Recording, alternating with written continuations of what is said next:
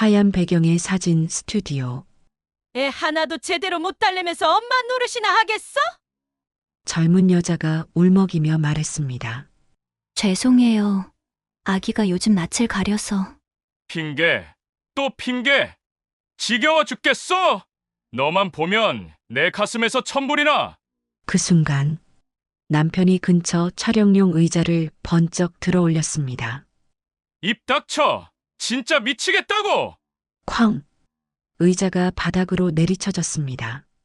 조명 스탠드가 흔들렸고 유리 소품이 산산조각 났습니다. 아기가 놀라 울음이 더욱 커졌고 젊은 여자는 본능적으로 아기를 감싸 안았습니다. 젊은 여자는 아기를 품에 꼭 안은 채 입술을 떨며 눈물만 흘렸습니다. 평범해 보였던 이 여자, 남편과 시어머니에게 쫓겨나던 그날, 그들은 몰랐습니다.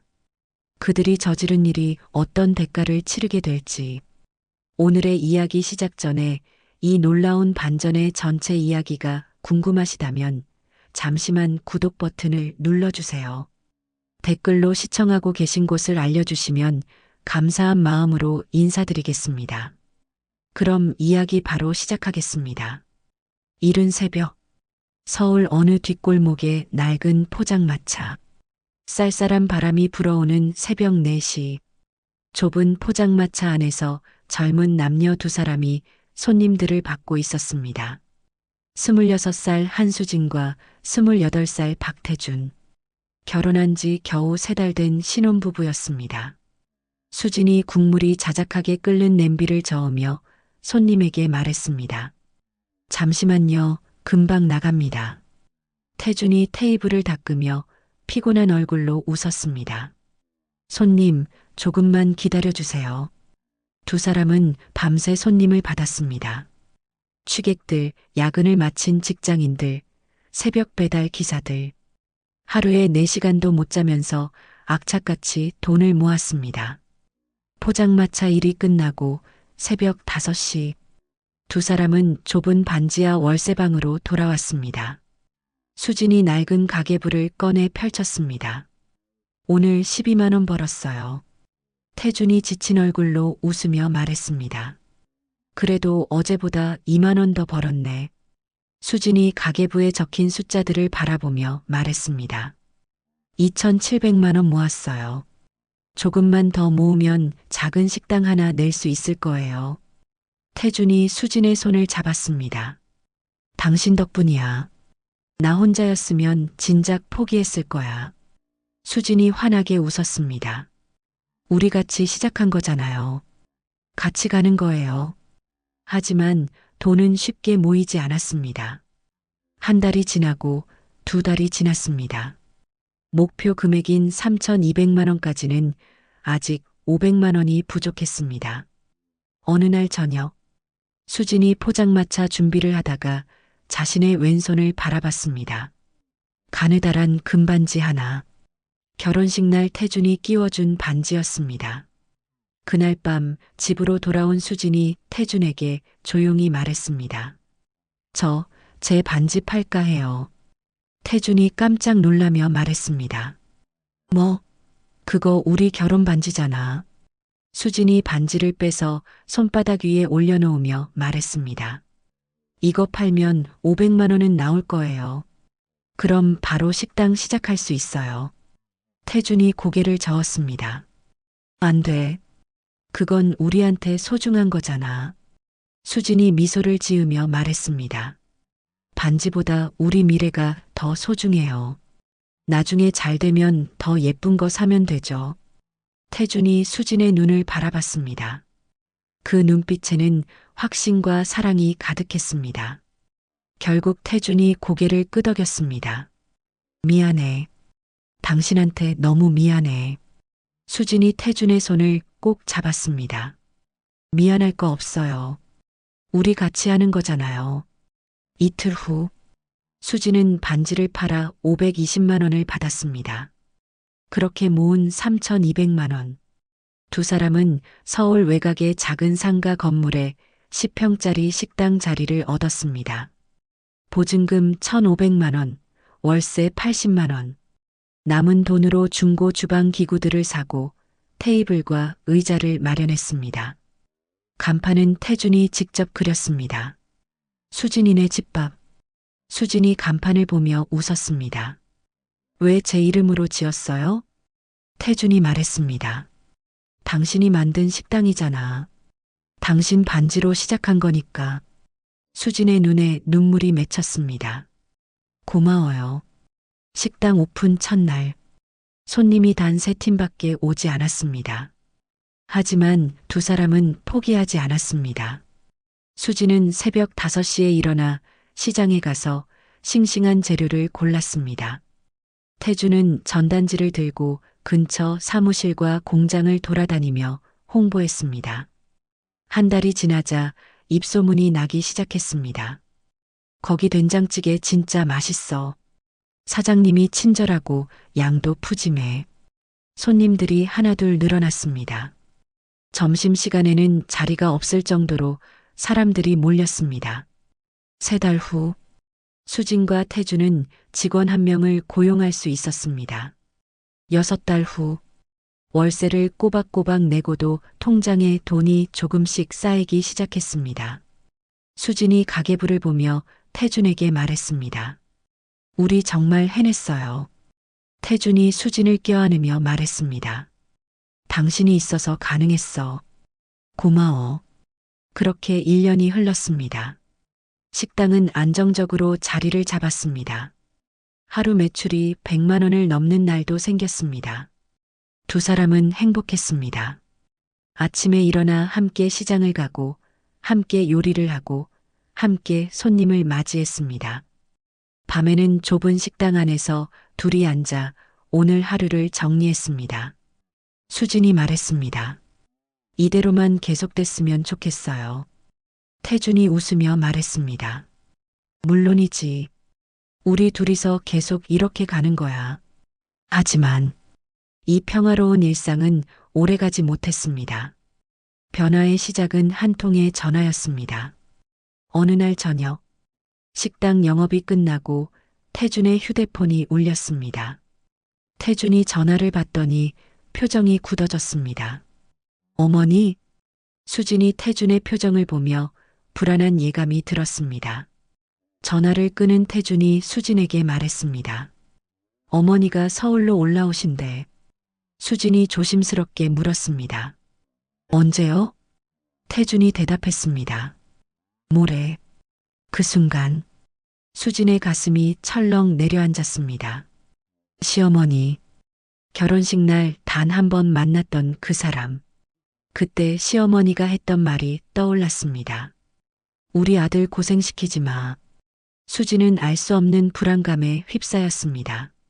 하지만 애써 밝게 웃으며 말했습니다. 그럼 잘 모셔야죠. 방 청소하고 이불도 새로 준비할게요. 태준이 고개를 끄덕였습니다. 미안해. 어머니가 좀 까다로우실 수도 있어. 수진이 태준의 손을 잡았습니다. 괜찮아요. 제가 잘할게요. 하지만 수진의 마음 한구석에는 작은 먹구름이 들이우기 시작했습니다. 이틀 후 아침 7시, 수진은 새벽부터 일어나 집안을 청소했습니다. 구석구석 먼지를 닦고 이불을 새 것으로 갈았습니다. 시장에 가서 좋은 반찬거리를 샀습니다. 오후 3시, 현관문이 열렸습니다. 윤영순이 큰 캐리어를 끌고 들어왔습니다. 60살 허리는 곧게 펴진 채 사방을 둘러봤습니다. 수진이 반갑게 인사했습니다. 어머님 오시느라 고생 많으셨어요. 어서 들어오세요. 윤영순이 신발을 벗으며 말했습니다. 좁네.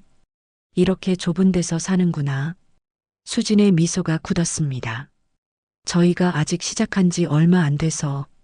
윤영순이 거실을 둘러보며 말했습니다. 태준이 어디 있어? 식당에 있어요. 점심 장사 끝나고 금방 올 거예요. 윤영순이 소파에 앉으며 말했습니다. 물 좀. 수진이 얼른 냉수를 따라드렸습니다. 윤영순이 물을 한 모금 마시고는 컵을 내려놨습니다.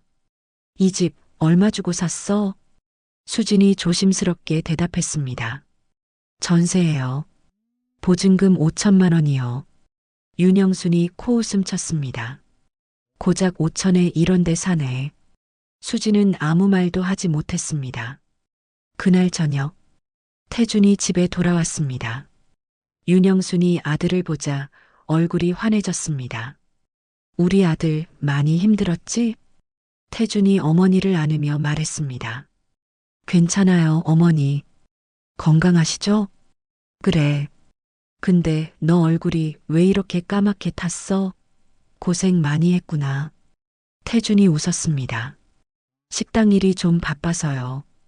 윤영순이 수진을 흘끔 보며 말했습니다. 며느리는 뭐하고 있는데 우리 아들이 이렇게 고생해? 수진이 당황하며 말했습니다. 저도 같이 일하고 있어요, 어머님.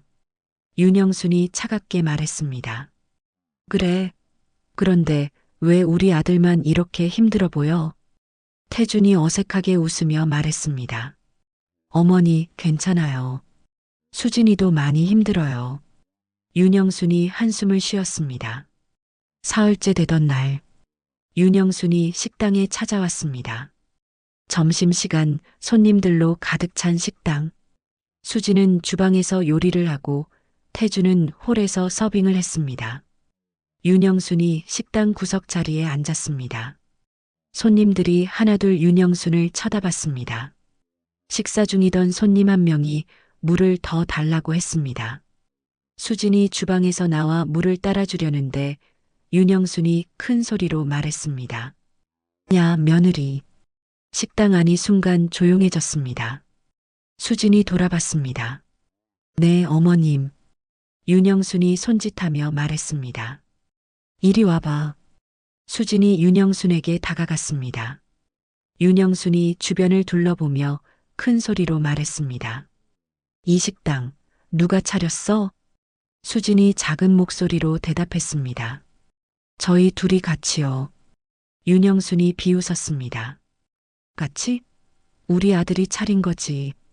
여자가 너무 설쳐. 손님들이 수군거리기 시작했습니다. 수진의 얼굴이 빨개졌습니다. 태준이 다가와 어머니를 말렸습니다. 어머니, 손님들 계세요. 윤영순이 아들을 보며 말했습니다. 왜? 내가 뭘 잘못했어? 우리 집안일인데 내가 말하면 안 돼?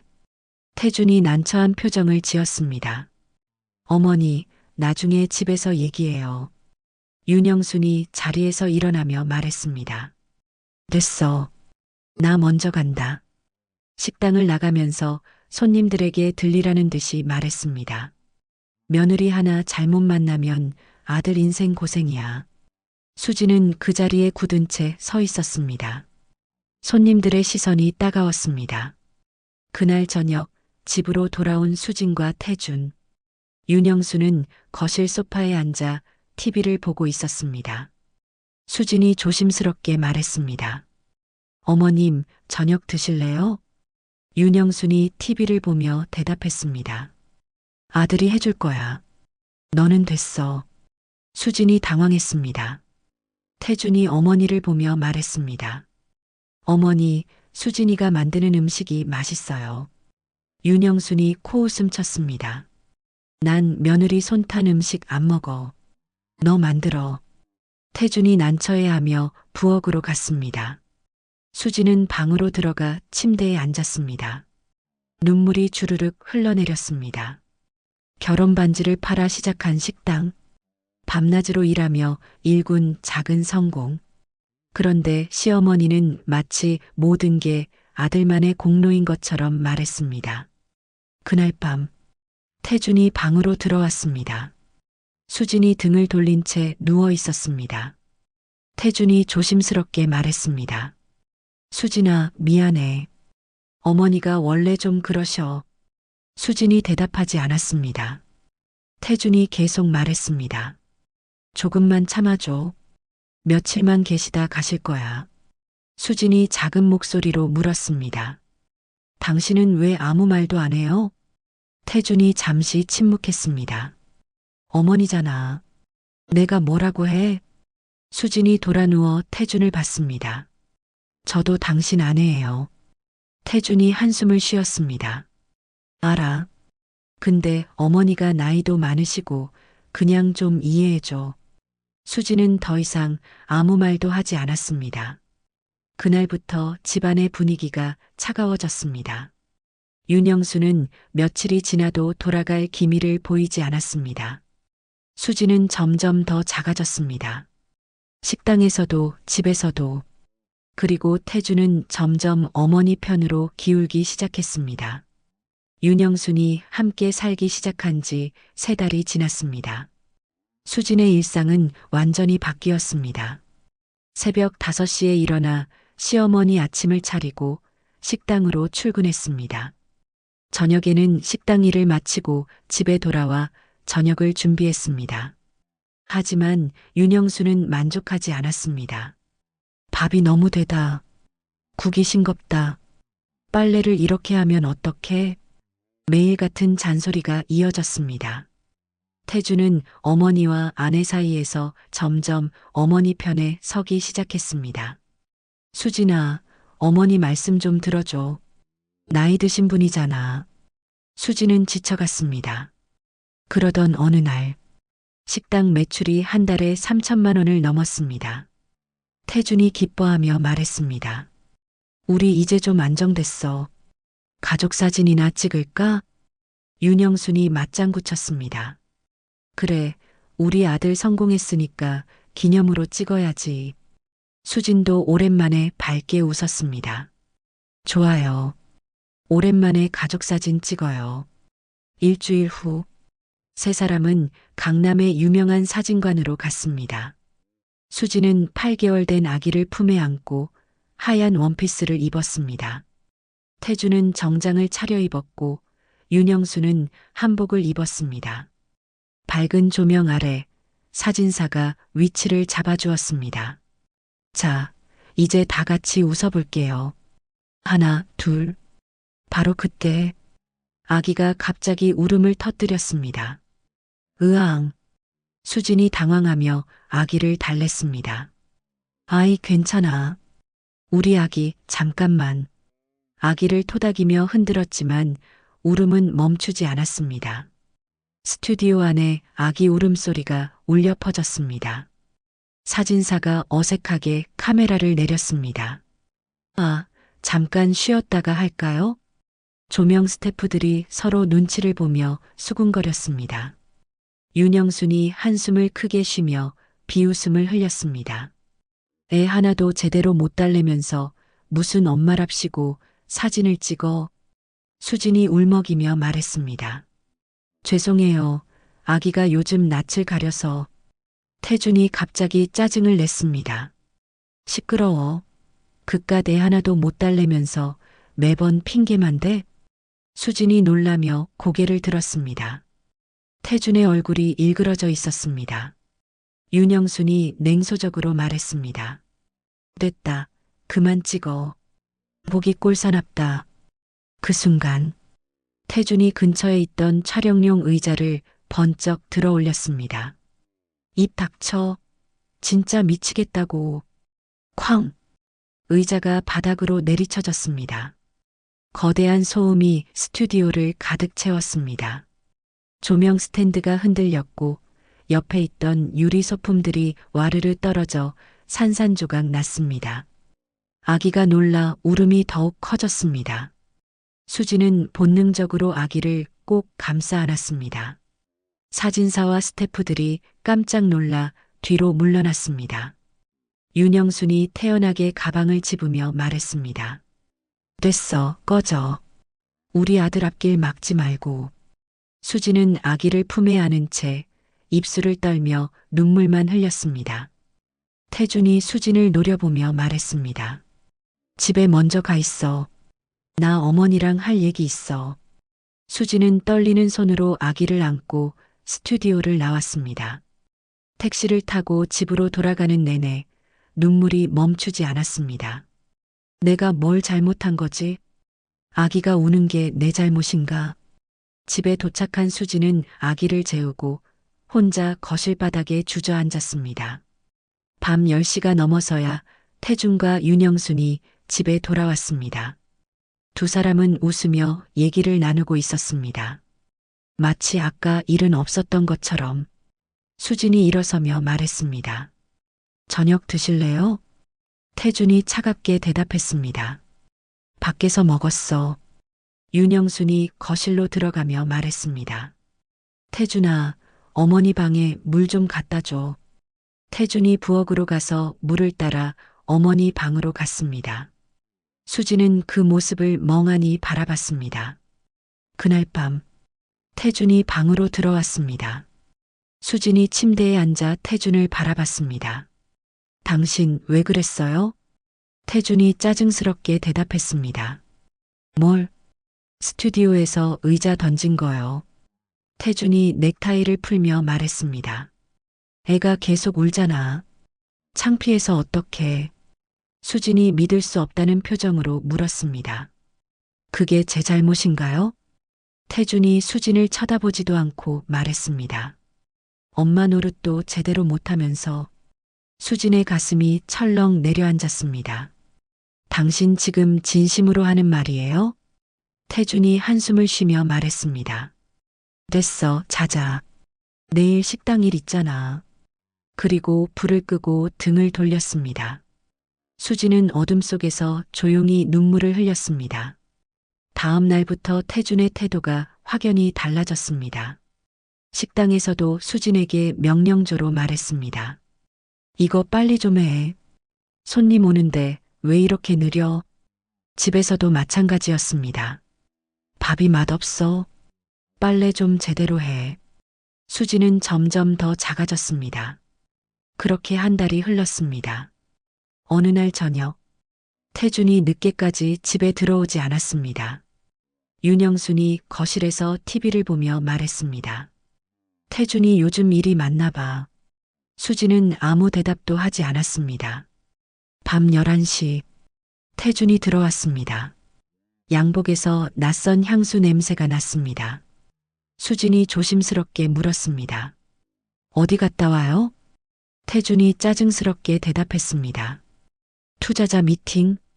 이 시간에요? 태준이 화를 냈습니다. 왜 자꾸 캐물어? 사업하는 사람은 바쁘다고. 수지는 더 이상 묻지 않았습니다. 하지만 마음 한구석에 불안이 자리 잡았습니다. 무언가 잘못되고 있었습니다. 그리고 그 불안은 얼마 지나지 않아 현실이 되었습니다. 일주일 후, 수지는 강남 호텔 앞에 서 있었습니다. 태준이 또 투자자 미팅이라며 늦게 나간 날이었습니다. 불안한 마음에 태준의 위치를 확인했고 이 호텔에 있다는 걸 알았습니다. 수지는 떨리는 손으로 호텔 로비로 들어갔습니다. 그리고 카페 쪽을 지나가다가 멈춰 섰습니다. 태준이 젊은 여자와 마주 앉아 있었습니다. 20대 중반으로 보이는 화려한 차림의 여자. 두 사람은 손을 맞잡고 웃고 있었습니다. 수진의 다리가 후들거렸습니다.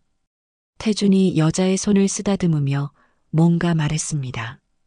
여자가 깔깔 웃었습니다. 수진은 그 자리에서 돌아섰습니다.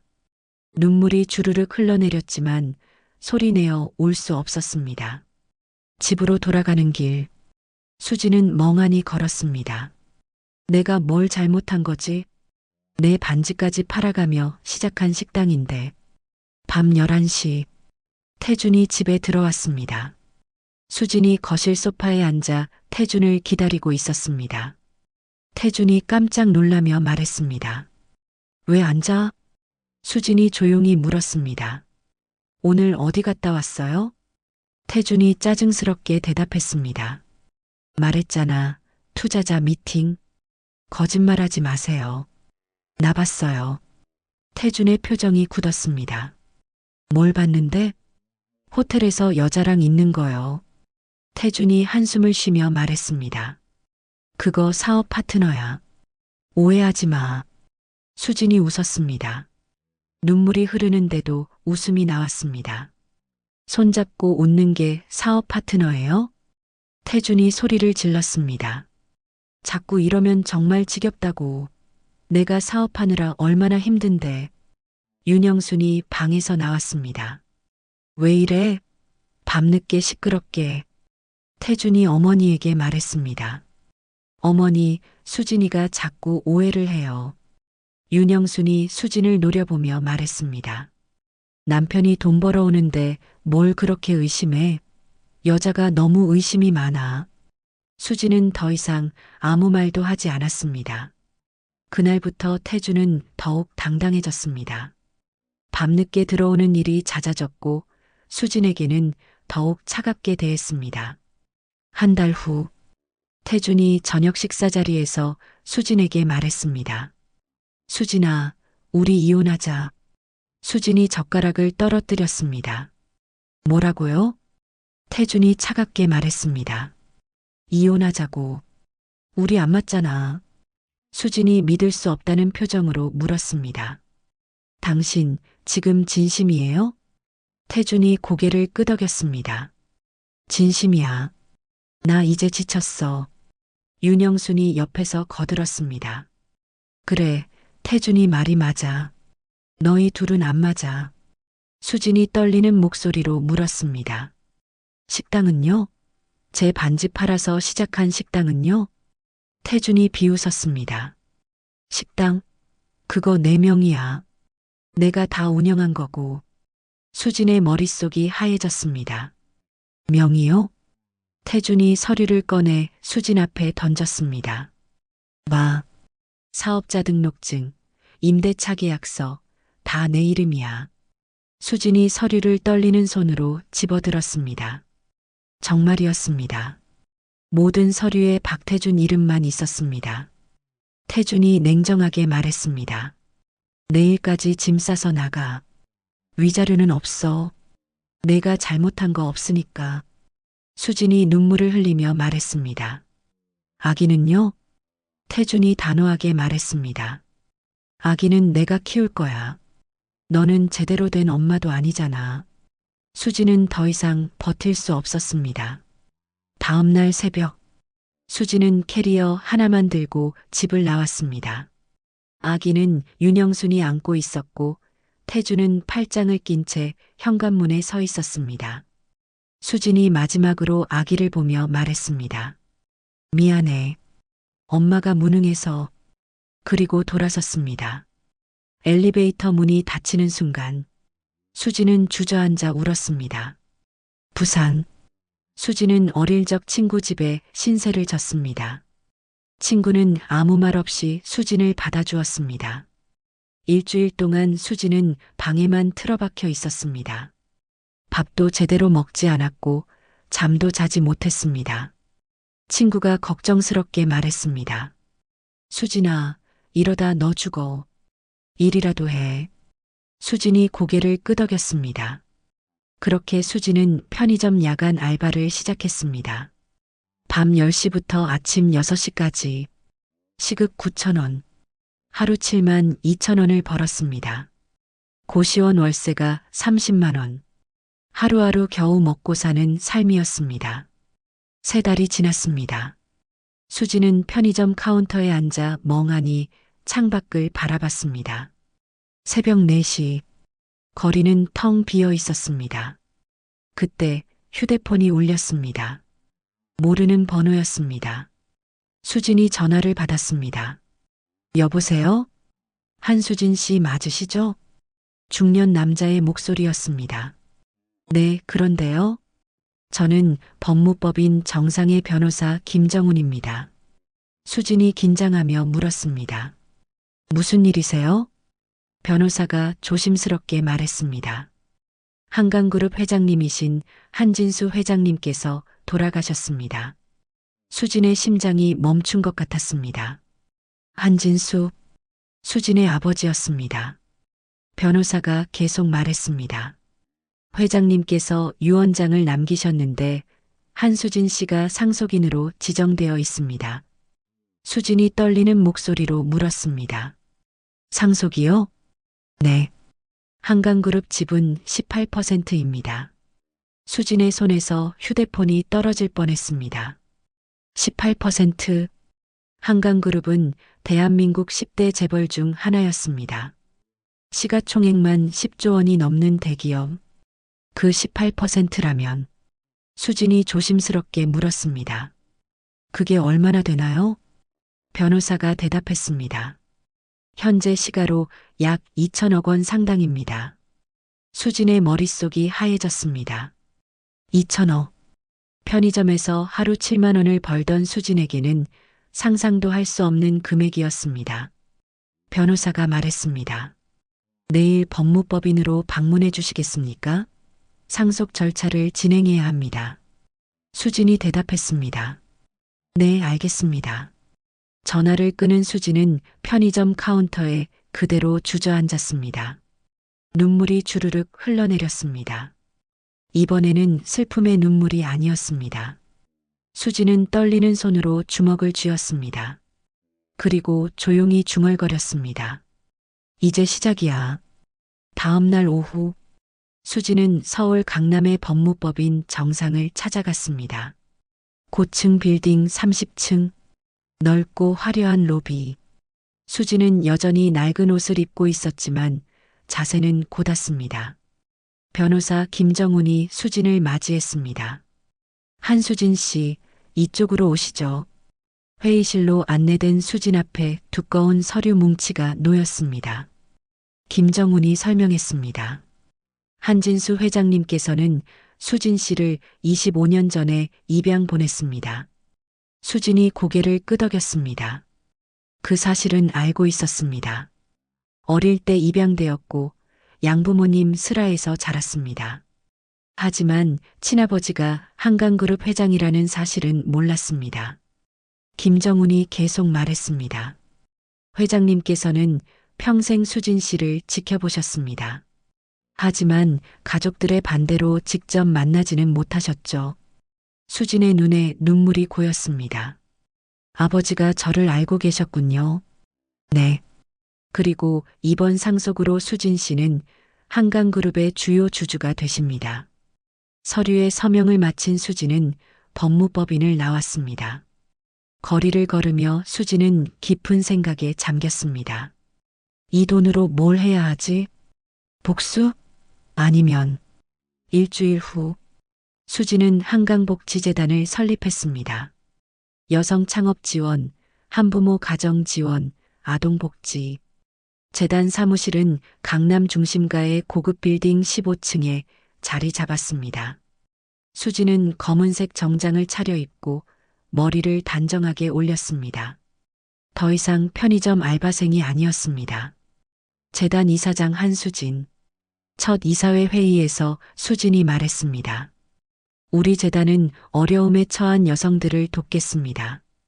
특히 사업을 시작하려는 여성 창업자들에게 무이자 대출을 지원합니다. 이사들이 박수를 쳤습니다. 한편 박태준의 식당은 승승장구하고 있었습니다. 매출이 월 5천만 원을 넘었고 체인점까지 고려하고 있었습니다. 태준은 미영이라는 젊은 여자와 공개적으로 만나기 시작했습니다. 그 여자가 식당 회계까지 맡았습니다. 어느 날 저녁, 태준이 사무실에서 투자 제안서를 작성하고 있었습니다. 전국에 체인점을 내려면 최소 10억 원이 필요했습니다. 태준은 여러 투자사에 제안서를 보냈습니다. 하지만 거절 답장만 돌아왔습니다.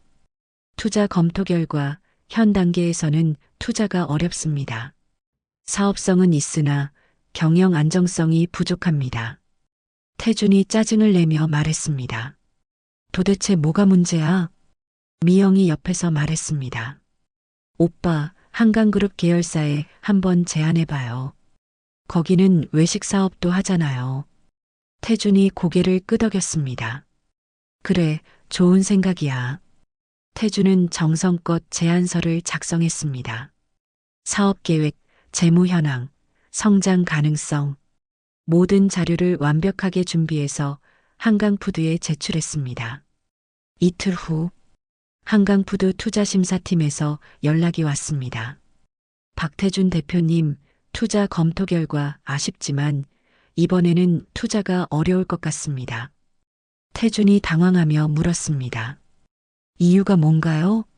저희 매출도 좋고 성장세도 확실한데요. 담당자가 잠시 망설이다가 말했습니다. 경영진의 윤리성 문제가 지적되었습니다. 윤리성이요? 네.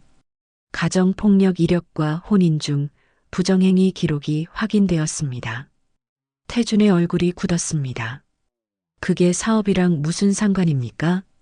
담당자가 차갑게 대답했습니다. 저희 그룹은 ESG 경영을 중요시합니다. 죄송합니다. 전화가 끊겼습니다. 태준은 휴대폰을 내려놓으며 중얼거렸습니다. 도대체 누가 조사를 한 거야? 사실 이 모든 건 우연이 아니었습니다. 한강푸드의 투자심사 최종 승인자. 그 명단에는 한강복지재단 이사장 한수진의 이름이 있었습니다. 한강그룹의 주요 주주로서 수진은 계열사의 중요 의사결정에 참여할 권한이 있었습니다. 수진은 태준의 제안서를 보고 조용히 미소 지었습니다. 그리고 서류 위에 붉은 글씨로 적었습니다. 거절. 사유 경영자 윤리 부적격. 서명란에는 또렷하게 한수진. 그 후로도 태준은 여러 투자사에 제안했습니다. 하지만 신기하게도 모두 거절당했습니다. 경영진 신뢰도 문제, 가정사 관리 미흡, 기업 이미지 리스크. 태준은 점점 초조해지기 시작했습니다. 한편 태준의 주요 거래처였던 식자재 공급업체에서 갑자기 연락이 왔습니다. 죄송합니다만 다음 달부터 거래를 중단하겠습니다. 태준이 깜짝 놀라 물었습니다. 왜요? 우리 거래한 지 2년이 넘었잖아요. 저희도 사정이 있습니다. 양해 부탁드립니다. 또 다른 업체에서도 같은 통보가 왔습니다. 계약 갱신이 어렵습니다. 다른 업체로 변경 부탁드립니다. 태준은 이해할 수 없었습니다. 뭔가 잘못되고 있었습니다. 어느 날 밤, 태준이 술을 마시며 미영에게 말했습니다. 이상해. 뭔가 의도적으로 나를 방해하는 것 같아. 미영이 물었습니다. 혹시 수진이가? 태준이 코웃음 쳤습니다. 그 여자? 편의점 알바나 하고 있을 텐데 무슨 힘이 있어? 하지만 태준의 예상과 달리 수진은 이미 모든 걸 준비하고 있었습니다. 재단 사무실에서 수진은 비서에게 말했습니다. 박태준 관련 정보 계속 모니터링해 주세요. 모든 사업 제안, 거래처 현황, 재무 상태까지. 비서가 고개를 끄덕였습니다. 네, 이사장님. 수진이 창밖을 바라보며 조용히 말했습니다. 복수는 조용히 그리고 완벽하게. 그날 밤 수진은 재단 사무실에 혼자 남아 서류를 정리했습니다. 책상 위에는 태준과 미영의 사진이 놓여 있었습니다. 탐정이 조사한 자료였습니다. 수진이 사진을 보며 차갑게 미소 지었습니다. 이제 시작일 뿐이야. 창밖으로 서울의 야경이 반짝였습니다. 수진은 더 이상 쫓겨난 며느리가 아니었습니다. 2천억 원의 자산을 가진 한강그룹의 주주, 한강복지재단의 이사장, 그리고 조용히 복수를 준비하는 여자. 수진의 진짜 싸움이 이제 막 시작되었습니다. 2달이 지났습니다. 박태준의 식당은 점점 어려워졌습니다. 주요 식자재 공급업체들이 하나둘 계약을 끊었고 투자는 계속 거절당했습니다. 직원들도 그만두기 시작했습니다. 급여가 밀려서요. 다른 데 취직했습니다. 태준은 점점 초조해졌습니다. 어느 날 태준의 휴대폰이 울렸습니다. 박태준 씨 맞으시죠? 저는 민스탐 정사무소 김민수입니다. 태준이 눈살을 찌푸렸습니다. 탐정이요? 네. 의뢰받은 조사가 완료되어 보고서를 전달하려고 합니다. 무슨 조사요? 박태준 씨에 대한 신원 조사였습니다. 다음 날 태준은 탐정사무소를 찾아갔습니다. 김민수가 두꺼운 파일을 태준 앞에 놓았습니다. 태준이 파일을 펼쳤습니다. 그리고 숨이 멎었습니다. 한강그룹 주주 명단. 한수진, 고급 정장을 입고 한강복지재단 현판 앞에 선 수진의 사진이 있었습니다. 김민수가 설명했습니다. 한수진 씨는 현재 한강그룹의 18% 지분을 보유한 주주입니다. 태준의 손이 떨렸습니다. 2천억 원대 자산가이시고 한강복지재단 이사장으로 재직 중입니다. 태준이 믿을 수 없다는 표정으로 물었습니다. 이게 진짜예요? 네. 그리고 박태준 씨의 투자 제안이 모두 거절된 이유도 한수진 씨의 영향력 때문입니다. 태준의 얼굴이 하얗게 질렸습니다. 식자재 업체들도? 네. 대부분 한강그룹과 거래하는 업체들이었습니다. 태준은 파일을 덜컥 닫았습니다. 손이 부들부들 떨렸습니다. 사무실로 돌아온 태준은 미영에게 모든 걸 털어놨습니다. 수진이가 한강그룹 주주래. 2천억 원 가진 상속녀였대. 미영의 얼굴이 창백해졌습니다. 그럼 우리 식당이 안 되는 것도. 태준이 고개를 끄덕였습니다. 다 그 여자 때문이야. 일주일 후 더 큰 문제가 터졌습니다. 국세청에서 세무조사 통지서가 날아왔습니다. 세무조사가 시작되었고 조사관들이 식당의 모든 장부를 뒤졌습니다. 이틀 후 결과가 나왔습니다. 허위 경비 처리로 인한 탈세 5천만 원, 회계 담당자의 횡령 의혹 2억 원. 태준이 미영을 쳐다봤습니다. 미영아, 이게 무슨 소리야?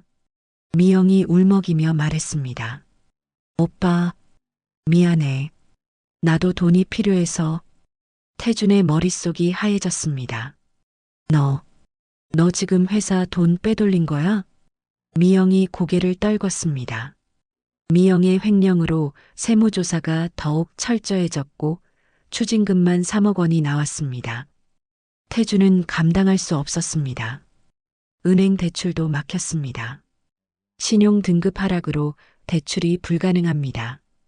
한 달 후 식당은 문을 닫았습니다.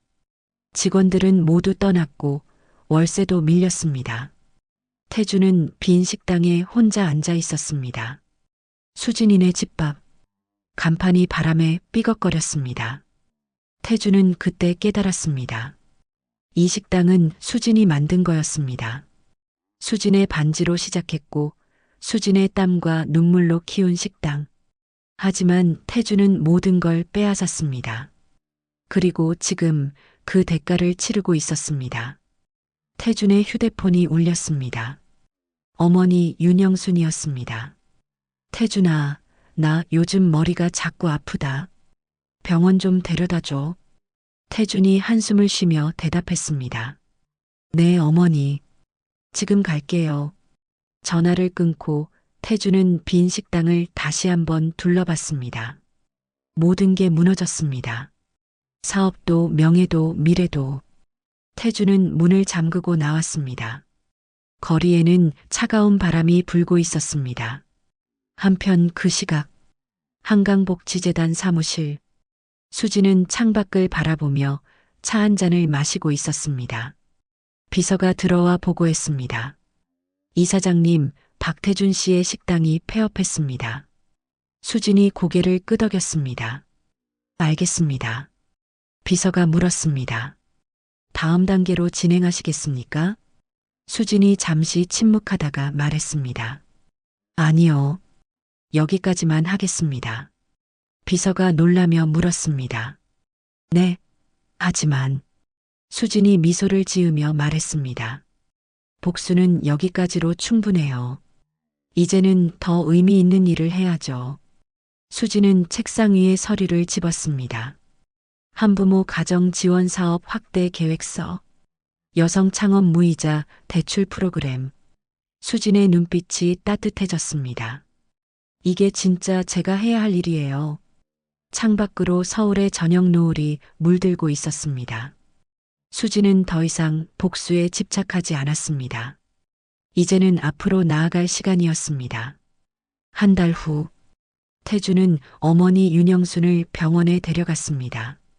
의사가 검사 결과를 보며 심각한 표정을 지었습니다. 치매 초기 증상입니다. 건망증이 심해지고 시간 개념이 흐려질 겁니다. 태준이 충격을 받았습니다. 치매요? 네. 빠르게 진행될 수 있으니 정기적인 치료가 필요합니다. 태준은 병원을 나오며 하늘을 올려다봤습니다. 모든 게 무너지고 있었습니다. 식당은 망했고 돈은 없고 이제 어머니까지 아프기 시작했습니다. 집으로 돌아온 윤영순이 갑자기 물었습니다. 태준아, 수진이는 어디 갔어?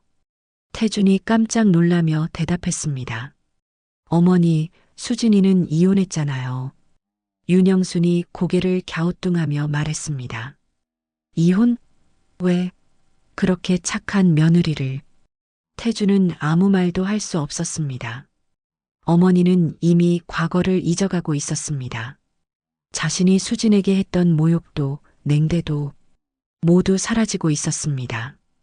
그날 밤 태준은 혼자 술을 마셨습니다. 텅 빈 집, 텅 빈 통장, 텅 빈 마음. 태준은 술잔을 기울이며 생각했습니다. 수진이를 찾아가야 하나? 용서를 빌어야 하나? 하지만 자존심이 허락하지 않았습니다. 일주일 후 태준은 결국 결심했습니다. 한강복지재단을 찾아가기로, 수진을 만나 용서를 구하기로, 아니, 솔직히 말하면 도움을 요청하기로. 빌딩 15층 한강복지재단. 태준은 로비에서 안내데스크 직원에게 말했습니다. 한수진 이사장님을 뵙고 싶은데요. 직원이 예약을 확인하더니 말했습니다. 예약이 없으신데요? 급한 일이라서요. 잠깐만이라도. 직원이 난처한 표정을 지었습니다. 죄송하지만 예약 없이는 어려우세요.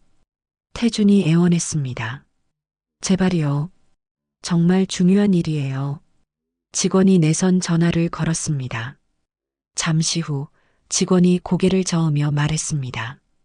이사장님께서 면담이 어렵다고 하십니다. 태준의 얼굴이 창백해졌습니다. 제발 5분만이라도. 죄송합니다. 태준은 로비 소파에 주저앉았습니다. 1시간을 기다렸지만 수지는 나오지 않았습니다. 결국 태준은 빌딩을 나왔습니다. 하늘에서 비가 내리기 시작했습니다. 태준은 우산도 없이 빗속에 서 있었습니다. 그때 고급 세단 한 대가 빌딩 앞에 멈춰 섰습니다. 뒷좌석 문이 열리고 검은색 정장을 입은 여자가 내렸습니다. 한수진이었습니다. 태준이 달려갔습니다. 수진아. 수진이 멈춰 섰습니다. 천천히 고개를 돌려 태준을 바라봤습니다. 태준이 떨리는 목소리로 말했습니다. 수진아, 나야. 태준이. 수진이 차갑게 대답했습니다. 알아요. 태준이 한 걸음 다가갔습니다. 수진아, 미안해. 진짜 미안해. 내가 잘못했어. 수진은 아무 표정 없이 태준을 바라봤습니다. 태준이 계속 말했습니다. 나 지금 정말 힘들어. 식당도 망했고 어머니도 치매 걸리셨어. 수진이 조용히 물었습니다. 그래서요? 태준이 당황했습니다. 그래서 좀 도와줄 수 없을까? 수진이 비웃었습니다. 도와달라고요? 태준이 고개를 숙였습니다. 제발, 어머니 병원비라도. 수진이 차가운 목소리로 말했습니다. 박태준 씨. 태준이 고개를 들었습니다. 수진이 말을 이었습니다. 당신이 저를 쫓아낼 때 단일원도 주지 않았죠. 태준의 입술이 떨렸습니다. 당신은 제 반지로 시작한 식당을 당신 명의로만 만들었어요. 수진아, 저를 모욕하고 무시하고 아기까지 빼앗았죠. 태준이 무릎을 꿇었습니다. 빗속에서 미안해, 정말 미안해. 내가 잘못했어. 제발 용서해줘. 수진이 태준을 내려다봤습니다. 빗물이 두 사람의 얼굴을 적셨습니다. 수진이 조용히 말했습니다. 당신의 욕심은 나를 버렸고 그 벌은 이제 당신 몫이에요. 태준이 울먹이며 말했습니다. 제발, 제발. 수진이 차에 올라타며 마지막으로 말했습니다. 잘 사세요, 박태준 씨. 차 문이 닫혔습니다. 검은 차창 너머로 수진의 얼굴이 사라졌습니다. 차가 출발했습니다. 태준은 빗속에 무릎 꿇은 채로 남았습니다. 차가 멀어지는 걸 바라보며 태준은 소리내어 울었습니다. 미안해. 정말 미안해. 하지만 그 목소리는 빗소리에 묻혔습니다. 아무도 듣지 않았습니다. 차 안. 수지는 창밖을 바라봤습니다. 빗속에 무릎 꿇은 태준의 모습이 점점 작아졌습니다. 비서가 조심스럽게 물었습니다. 이사장님, 괜찮으세요? 수진이 고개를 끄덕였습니다. 네, 괜찮아요. 하지만 수진의 눈에는 눈물이 맺혀 있었습니다. 분노의 눈물도 슬픔의 눈물도 아니었습니다. 해방의 눈물이었습니다. 이제 정말 끝이었습니다. 과거와의 완전한 결별. 수진은 고개를 돌려 앞을 바라봤습니다. 비서가 물었습니다. 어디로 가시겠습니까? 수진이 대답했습니다. 재단으로요. 오늘 한부모 가정 지원 사업 회의가 있어요. 네, 이사장님. 차는 빗속을 달렸습니다. 뒤에는 무릎 꿇은 과거, 앞에는 새로운 미래. 수지는 이제 복수도 과거도 모두 내려놓았습니다. 그날 밤 태준은 빗속에서 한참을 앉아 있었습니다. 지나가는 사람들이 이상한 눈으로 쳐다봤지만 태준은 일어나지 못했습니다. 다리에 힘이 없었습니다. 아니, 일어날 이유가 없었습니다. 모든 게 끝났습니다. 사업도 가족도 자존심도 모두 잃었습니다. 태준은 그제야 깨달았습니다. 자신이 잃은 게 무엇인지, 수진이 얼마나 소중한 사람이었는지. 하지만 이미 너무 늦었습니다. 태준은 비에 젖은 채로 집으로 돌아갔습니다. 집에는 치매에 걸린 어머니가 혼자 TV를 보고 있었습니다. 윤영순이 태준을 보며 물었습니다. 너 누구야? 태준의 가슴이 무너졌습니다. 어머니마저 자신을 잊어가고 있었습니다. 태준은 방으로 들어가 이불을 뒤집어 썼습니다. 그리고 조용히 울었습니다. 어둠 속에서 혼자 6개월이 흘렀습니다. 박태준은 건설 현장에서 막노동을 하고 있었습니다. 하루 10만 원. 몸은 힘들었지만 어머니 병원비를 벌어야 했습니다. 윤영순의 치매는 점점 심해졌습니다. 이제는 아들도 제대로 알아보지 못했습니다. 요양병원에 입원시켰고 매달 200만 원이 들었습니다. 태준은 새벽부터 밤까지 일했습니다. 점심시간. 태준은 편의점에서 산 도시락을 먹으며 TV를 봤습니다. 뉴스가 나왔습니다. 한강복지재단 올해 1,000억 원 규모 사회공헌 활동 발표. 화면에 수진이 나왔습니다. 깔끔한 정장을 입고 기자회견장에서 말하고 있었습니다. 기자가 물었습니다. 이사장님, 이렇게 큰 규모의 기부를 하시는 특별한 이유가 있나요? 수진이 미소 지으며 대답했습니다. 진짜 성공은 돈을 많이 버는 게 아니라 함께 고생한 사람을 지키는 거예요. 태준의 손이 멈췄습니다. 수진이 계속 말했습니다. 누군가의 희생으로 이뤄낸 성공은 진짜 성공이 아닙니다. 저는 그걸 배웠어요. 기자가 또 물었습니다. 개인적인 경험에서 나온 말씀인가요? 수진이 잠시 침묵하다가 고개를 끄덕였습니다. 네. 제가 힘들었던 시절을 기억합니다. 그래서 같은 처지에 있는 분들을 돕고 싶어요. 태준은 도시락을 덮었습니다. 식욕이 사라졌습니다. 화면 속 수지는 너무나 당당하고 아름다웠습니다. 자신이 버린 여자, 자신이 무시했던 여자, 이제는 수천억 자산가가 되어 세상을 돕고 있었습니다. 태준은 자신이 얼마나 바보였는지 깨달았습니다. 퇴근 후 태주는 요양병원에 어머니를 찾아갔습니다. 윤영수는 침대에 누워 창밖을 멍하니 바라보고 있었습니다.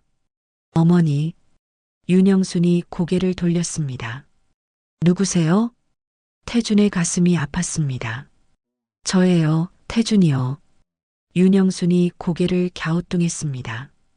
태준이 어머니 손을 잡았습니다.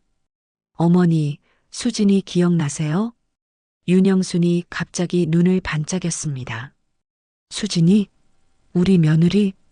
태준이 놀라며 물었습니다. 네, 기억나세요? 윤영순이 미소 지으며 말했습니다. 그럼 참 착한 애지. 밤새 일하면서도 불평 한마디 안 했어. 태준의 눈에 눈물이 맺혔습니다. 윤영순이 계속 말했습니다. 내가 그 애한테 좀 심했나 봐. 미안하다고 전해줘. 어머니, 그 애 어디 갔어? 보고 싶네. 태준은 아무 말도 할 수 없었습니다. 윤영수는 잠시 후 다시 멍한 표정으로 돌아갔습니다. 여기가 어디지? 치매는 잠깐의 기억만 허락했습니다. 태준은 병실을 나와 복도에 주저앉았습니다. 그리고 소리 없이 울었습니다. 한 달 후, 태준은 인터넷에서 한강복지재단 홈페이지를 찾아봤습니다. 수진의 활동 소식이 가득했습니다. 한부모 가정 300세대 지원, 여성 창업가 100명에게 무이자 대출, 아동복지시설 10곳에 물품 기증. 태준은 화면을 보며 생각했습니다. 수진이는 정말 대단한 사람이었구나. 나는 그걸 몰랐어. 태준은 홈페이지 게시판에 글을 남겼습니다. 익명으로 이사장님께 저는 과거에 당신을 무시하고 버린 사람입니다. 당신의 희생을 몰라봤고 당신의 가치를 알아보지 못했습니다. 이제 와서 하는 말이지만 정말 미안합니다. 당신은 훌륭한 사람입니다. 제발 건강하시고 하시는 일 잘 되기를 바랍니다. 과거의 죄인. 글을 올리고 태준은 컴퓨터를 껐습니다. 그게 태준이 할 수 있는 전부였습니다. 한편 한강복지재단 사무실. 수진은 비서로부터 보고를 받았습니다. 이사장님, 홈페이지 게시판에 이런 글이 올라왔는데요. 비서가 태준의 글을 보여줬습니다. 수진이 읽어 내려갔습니다. 그리고 조용히 미소 지었습니다. 그냥 두세요. 삭제하지 않으시겠어요? 수진이 고개를 저었습니다. 아니요. 그 사람도 이제 깨달았나 봐요. 비서가 조심스럽게 물었습니다. 용서하신 건가요? 수진이 창밖을 바라보며 말했습니다. 용서라기보다는 내려놓은 거예요. 내려놓다니요? 과거에 집착하면 앞으로 갈 수 없잖아요. 저는 이제 새로운 삶을 살고 싶어요. 비서가 고개를 끄덕였습니다. 수진이 책상 위에 서류를 집었습니다. 아동복지 예산 증액건 승인해 주세요. 네, 이사장님. 수진은 더 이상 과거를 돌아보지 않았습니다. 복수도 증오도 분노도 모두 내려놓았습니다. 2개월 후 수진은 인천공항에 서 있었습니다. 손에는 작은 캐리어 하나. 비서가 배웅을 나왔습니다. 이사장님, 잘 다녀오세요. 수진이 미소 지으며 말했습니다. 고마워요. 한 달 정도 있다 올게요. 어디로 가시는 거예요? 프랑스요. 거기서 사회복지 프로그램을 배우려고요. 비서가 눈물을 글썽이며 말했습니다. 이사장님은 정말 멋진 분이세요. 수진이 비서의 손을 잡았습니다. 아니에요. 저는 그냥 제 인생을 사는 거예요. 조심히 다녀오세요. 수진이 출국장으로 걸어갔습니다. 뒤돌아보지 않고 앞만 보며 게이트를 지나 비행기에 올랐습니다. 창밖으로 서울의 풍경이 보였습니다. 수진은 조용히 중얼거렸습니다. 안녕, 과거. 비행기가 이륙했습니다. 하늘 높이 날아올랐습니다. 구름 위로, 새로운 세상으로. 수진의 얼굴에 평화로운 미소가 번졌습니다. 더 이상 누군가를 원망하지 않았습니다. 더 이상 과거에 갇혀 있지 않았습니다. 수진은 자유로웠습니다. 그리고 행복했습니다. 비행기는 푸른 하늘을 가르며 날아갔습니다. 수진의 새로운 인생을 향해. 지금까지 사연 빛나는 밤이었습니다. 감사합니다.